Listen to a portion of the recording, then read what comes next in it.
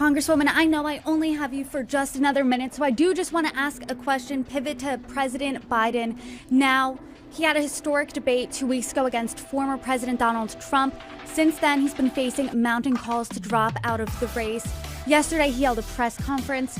What do you make of the whole situation? Do you think President Biden should drop out of the race? I think the Democrats are in chaos. I think it's a political impossibility for President Biden to drop out at this point.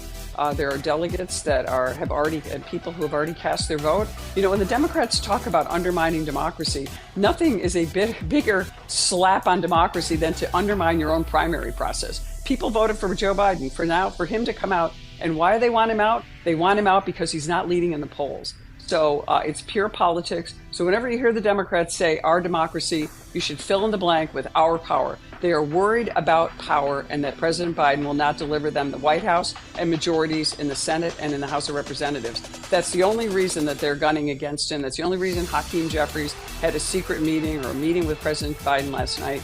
They have to get through this convention, because if they open up the convention, you could have anybody in there. And that's exactly how they undermined their own primary process, their own democratic process in 2020, when they forced Amy Klobuchar and Pete Buttigieg out because they knew that Bernie Sanders could potentially be their nominee, not a Democrat, not someone who could beat Donald Trump. They forced them out and forced in Joe Biden.